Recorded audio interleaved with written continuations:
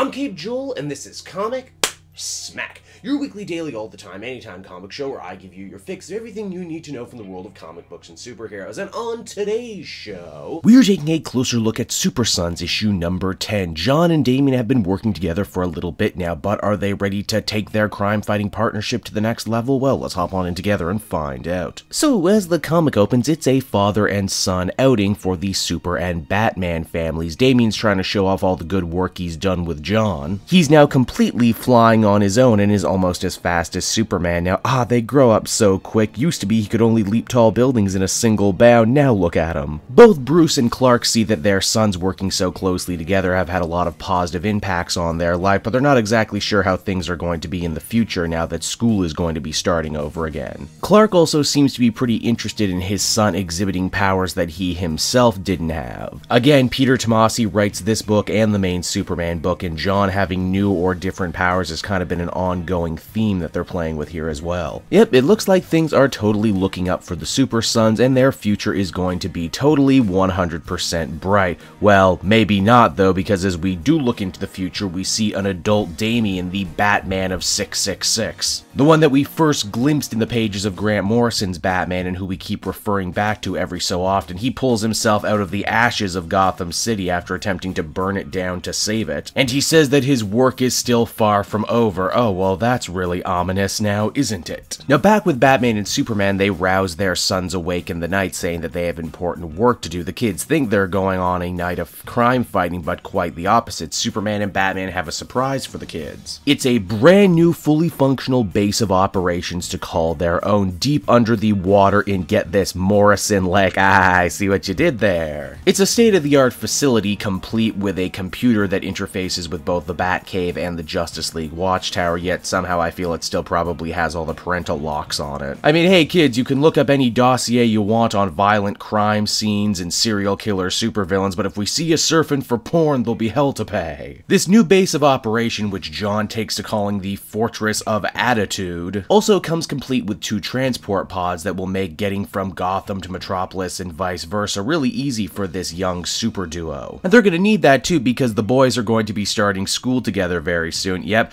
that's right, Batman has decided that Damian needs to learn to interact with more normal kids his age, and has decided to send Damian to go to school in Metropolis with Jon, even though he's 3 years older and they're not going to be in the same class. Needless to say, the little terror type that is Damian is absolutely furious about this turn of events, but hey, what Batman says goes, and as the comic ends, the team of Superboy and Robin head on into battle against Chemo. More than happy to open up this brand new chapter in their lives. So that was Super Sons number 10, everybody, and overall I thought it was a really good little standalone issue. There's just so much warm and wonderful heart and soul in this book. Getting to see Superman and Batman just hang out on their off days and really connect over being fathers is great to see. This issue also makes a point to really say how much the two boys have learned from one another. Damian is coming out of his shell more and more for hanging around with Jon, and Jon is learning to be a lot more strong and confident. Making them go to school together is a genius idea, and you know it's going to lead to some truly awesome shenanigans, but you gotta give Tomasi credit for going out of his way to make it work logistically. I also really dig the idea of Damian perhaps being forced to confront his evil self from the 666 timeline. I get the feeling this is laying the groundwork for that big Titans of Tomorrow, Batman of Tomorrow crossover that they're going to be doing soon. Overall, I'd give this issue an 8.5 out of 10. It was just really pleasant. So that's Super Sons, everybody. I hope you enjoyed it, and as always, why not check out some of the other videos I have available from my channel. Then you can follow me on Twitter at Cape Joel, so you always know what videos I got coming out next. And lastly, with the holidays coming up, you're gonna want to buy yourself and your friends some comic book trades. And when you do, I hope you use my book depository link down in the description. Not only will you get a great deal and not pay anything for shipping, but a small portion of what you buy goes to support me in the channel, which would be much appreciated. So until next time, this has been Cape Joel. Thank you so much for watching, and I'll see you all again later. Bye-bye.